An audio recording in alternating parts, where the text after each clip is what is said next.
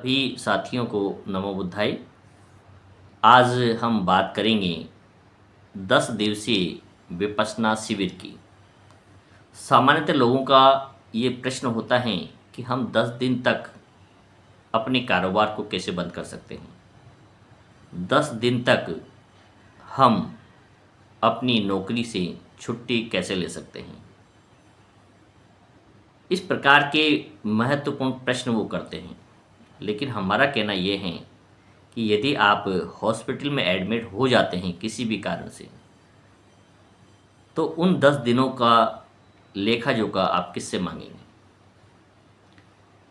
आपको ऐसी कोई बीमारी यदि हो जाती है कि 10 दिन तक आप अपना व्यवसाय नहीं खोल पाते हैं, आपका कारखाना है या दुकान है नहीं खोल पाते हैं, तो उसके लिए जिम्मेदार किसे कहेंगे। आप 10 दिन तक बीमारी के कारण अपने कार्यालय नहीं जा पाते हैं, तो उसके लिए आप किसे दोषी कहेंगे। इसलिए ये वो 10 दिन हैं जो व्यक्ति केवल अपने लिए जीता है,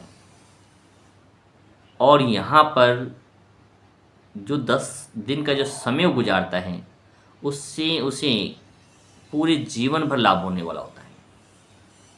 सबसे पहले तो वो यहाँ पर सच्चे धर्म को सीखता है, जो कि प्रकृति का धर्म है। प्रकृति से मनुष्य को जोड़ना सिखाती है। कोई सांप्रदायिक बाड़े में बनने का प्रयास नहीं है। वहाँ किसी भी प्रकार के धर्म के बारे में कोई चर्चा नहीं होती है।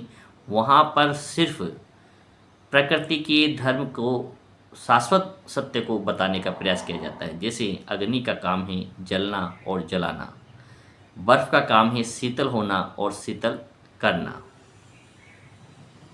ऑक्सीजन का काम है व्यक्ति को सांस के रूप में जिंदा रखना, और भोजन का काम है आपको ऊर्जा प्रदान करना। तो यही प्रकृति के सत्य हैं जिससे रूबरू कराया जाता है। न किसी का विरोध है, न किसी का क्रिटिसिज्म है। वहाँ पर सभी धर्म के लोग साथ बैठते हैं, साथ ध्यान करते हैं, साथ साधना करते हैं, चाहे वो किसी भी जाति के हों, किसी भी धर्म को हो। उनका ये मानना है कि 10 दिन के बाद आप अपने वो जो परंपराएं हैं, जो रूढ़ियाँ हैं, जो रीति रिवाज हैं, जो धर्म हैं, उसे आप यथावत रख सकते हैं। ये आपकी इच्छा पर डिपेंड करता है। किसी प्रकार का कोई बंधन नहीं है। वहाँ पर जो होता है वो होता है सिर्फ सांसों को देखना, कि यही एक वास्तविक सत्य है जो बदल नहीं सकता है। आप किसी भी आकार की महिमा मंडन करेंगे, उसका स्वरूप अपने मन मस्तिष्क में बिछाएंगे, चाहे किसी भी प्रकार के देवी हो, देवता हो, या उसका स्मरण करेंगे, वो अस्थायी है। लेकिन सांसों का जो बंधन है जीवन के अंतिम क्षण तक रहेगा, और जिस समय सांस नहीं रहेगी तो आपका अंत हो चुका होगा। और ये सांस हर व्यक्ति के अंदर है, इसलिए वहाँ ऐसी कोई बात नहीं है जो कि आपको नुकसान पहुँचाएगी। विपश्यना के जाने के क्या क्या लाभ हैं, इसके ऊपर हम चर्चा करनी चाहिए। सबसे पहला, व्यक्ति वास्तविक धर्म को सीखता है, और इसको सीखने के पश्चात उसके मन में दूसरे धर्मों के लोगों के प्रति जो कटुता होती है, जो द्वेष की भावना होती है, वो जड़ से समाप्त हो जाती है। दूसरा लाभ, व्यक्ति मानव कल्याण और करुणा को सीखता है, जिससे व्यक्ति के मन से हमेशा के लिए प्राणी हिंसा के जो भाव हैं जड़ से समाप्त हो जाते हैं। और जब आपके मन में दूसरों के प्रति द्वेष के भाव खत्म हो जाएंगे, तो निश्चित रूप से आपके मन को भी शीतलता मिलेगी, शांति मिलेगी। आप स्वयं क्रोधित होने के बाद ही दूसरों पर आरोप लगा सकते हैं या उनको प्रताड़ित कर सकते हैं। जब हमारे मन में इस प्रकार के भाव ही नहीं होंगे, तो हम भी शीतल रहेंगे और सामने वाले व्यक्ति को भी शीतलता प्रदान करेंगे। यहाँ जाने से विभिन्न प्रकार के जो रोग से व्यक्ति को मुक्ति मिल जाती है, क्योंकि अधिकांश रोगों का जो संबंध है व्यक्ति के मन की चंचलता से है, मन के विकारों से जुड़ा हुआ है, आपकी सोच से जुड़ा हुआ है, आपके मन के जो भाव होते हैं उससे जुड़ा हुआ है। यदि आप मन निर्मल है तो निश्चित रूप से अधिकांश बीमारियों से व्यक्ति स्वतः ही मुक्त हो जाता है। जैसे जैसे उम्र बढ़ती है व्यक्ति को बीमारियां घेर लेती हैं। उसका कारण ये है क्योंकि वो अपने अंदर तनाव बढ़ाता ही चला जाता है। जैसे जैसे बच्चे बड़े होते हैं तो उनके विवाह की चिंता, उनके रोज़गार की चिंता, उनके पढ़ने की चिंता, अपना अच्छे मकान बनाने की चिंता, इन चिंताओं के कारण ही व्यक्ति चिंताग्रस्त होता है और अनेक बीमारियों से ग्रसित हो जाता है। किसी को रोज़गार की चिंता है, बेरोज़गार हैं, तो किसी को अपने रिटायरमेंट की प्लानिंग की ही चिंता है कि वो कैसे काम करें। यहाँ पर व्यक्ति जाने के बाद शील, समाधि और प्रज्ञा सीखता है।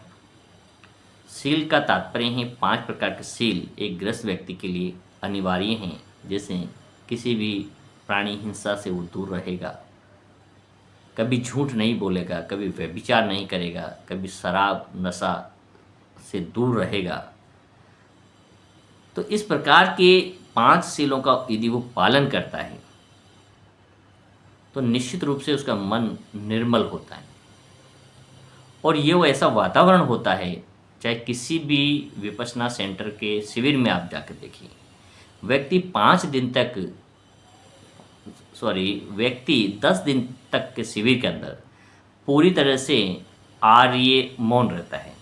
आर्य मौन का तात्पर्य है आप ऐसा कोई एक्टिविटी नहीं करेंगे जो दूसरे का ध्यान भंग करती हो। आप उससे हाथ जोड़ के नमस्ते नहीं करेंगे, आप किसी प्रकार से उसको उंगली का इशारा नहीं करेंगे, किसी प्रकार आँखों का इशारा नहीं करेंगे, केवल अपने ही मन के अंदर देखेंगे और 2 कदम देखकर एक एक कदम सजग अवस्था में उठाएंगे। तो सजग होना सिखाते हैं। तो जब 10 दिन तक आप मुंह से एक शब्द नहीं बोलेंगे तो निश्चित रूप से पहली पारमिता जो है झूठ नहीं बोलने की, वो पूर्ण हो जाती है। दूसरी पारमिता है प्राणी हिंसा से दूर रहेंगे, क्योंकि वहाँ पर हर तरह का भोजन जो है वो हमें स्वतः ही प्राप्त होता है। एक भिक्षु का जीवन हम जीते हैं, हमारी इच्छा नहीं के अनुसार न तो कोई भोजन बनता है, न हम उसे ज़बरदस्ती ले सकते हैं। तो जो भोजन बनेगा वो सात्विक बनेगा, तो निश्चित रूप से वही हमें खाना होगा, अन्य चीज़ वहाँ खाने की पूरी तरह से रोक होती हैं। तो आप प्राणी हिंसा से 10 दिन तक 100% बच जाते हैं। नशा मुक्ति से नशे का सेवन नहीं करूँगा, सीधा सा जैसे ही आप एंट्री होती है तो वहाँ आपके विमल, तंबाकू, जर्दा और जो भी नशे के पदार्थ हैं वो बाहर रख दिए जाते हैं और ये प्रण किया जाता है कि जो ग्राउंड के अंदर जो आप रहेंगे उस 4 दीवारी में, वहाँ पर किसी प्रकार का नशा नहीं करेंगे। तो तीसरी पारमिता है नशा से मुक्त रहने की, ये 100% वहाँ पूरी होती है। अगला जो वहाँ पर पारमिता है व्यभिचार की, तो व्यभिचार का तात्पर्य ये है जब किसी महिला को पुरुष देखते हैं या पुरुष महिला कैंडिडेट को देखते हैं तभी उसके अंदर मन में इस प्रकार के विचार आते हैं व्यभिचार के। तो वहाँ पर पुरुषों को अलग रखा जाता है, महिलाओं को अलग रखा जाता है। 10 दिन तक किसी प्रकार का संपर्क या आमना सामना नहीं होता है, यहाँ तक कि आपको नज़र भी एक महिला वहाँ नहीं आएगी, क्योंकि दोनों का सेपरेट व्यवस्थाएं रहती है। चाहे आप हस्बैंड वाइफ हो या भाई बहन हो, आपको बिल्कुल सेपरेट रखा जाता है। तो वहाँ पर जब किसी महिला को पर आपकी दृष्टि ही नहीं पड़ेगी तो आपके इस प्रकार के विचार कैसे आएंगे। तो ये रहा आपकी चौथी पारमिता का कि व्यभिचार से मुक्त रहने का। तो इस प्रकार से मित्रों वहाँ पर 5 पारमिताएं जो पंचशील हैं उसका पालन करवाया जाता है। और छठी पारमिता जो होती हैं वो ऊंचे सिंहासन पर न सोएं, आरामदायी बिस्तर पर न सोएं। तो उनका जो स्थायी रूप से जो बिस्तर होते हैं उसी का आपको प्रयोग करना होता है।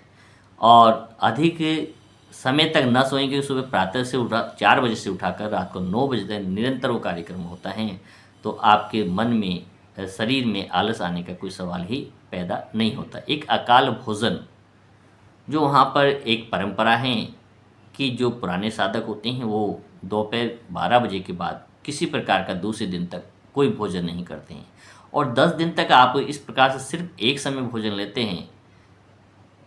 शाम के समय 12 बजे आप चाय तक नहीं ले सकते हैं।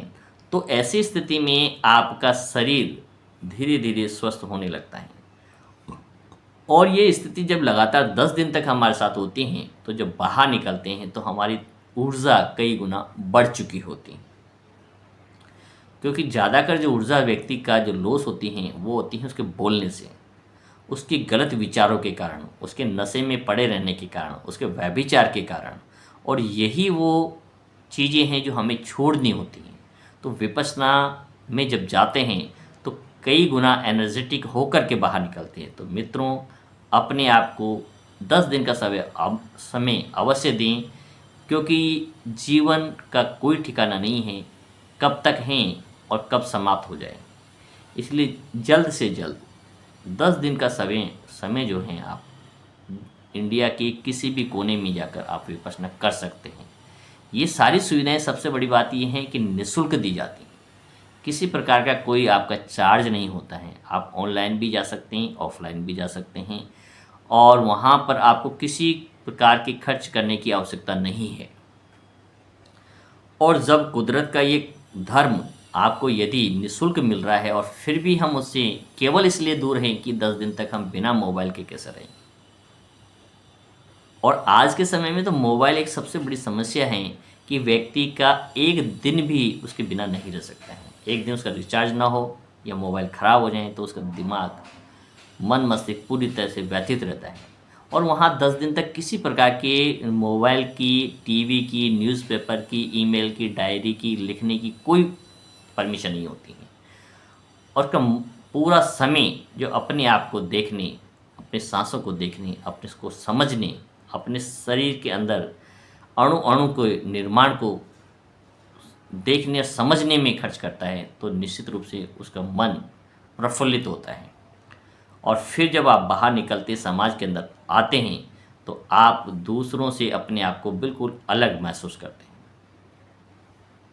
तो यदि किसी भी प्रकार की भ्रांति आपके मन में है तो आप फ़ोन करके हमसे पूछ सकते हैं। मैं अपना नंबर डिस्प्ले में डाल रहा हूँ, ऐसे भी आप लिख सकते हैं 982873 और 649। आपकी व्यक्तिगत कोई क्वेरी हैं तो आप कमेंट्स करके पूछ सकते हैं। निश्चित रूप से मैं 3 बार का विपश्यना साधक हूँ और अपने अनुभव से ये कहता हूँ कि जिन लोगों को भी मैंने भेजा है और मैं गया हूँ, कभी किसी ने किसी प्रकार की शिकायत या कमी उसके अंदर आज तक नहीं बताई।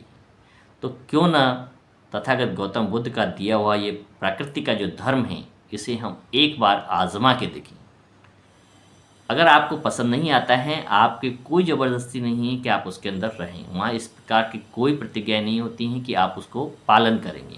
केवल 10 दिन उसका पालन करना है और मुंह से एक शब्द नहीं बोलना है, किसी प्रकार की हिंसा नहीं करनी है, किसी प्रकार का व्यभिचार नहीं करना है, किसी प्रकार के मोबाइल से कनेक्शन नहीं रखना है, किसी प्रकार की डायरी या विचारों को लिखने का प्रयास नहीं करना है।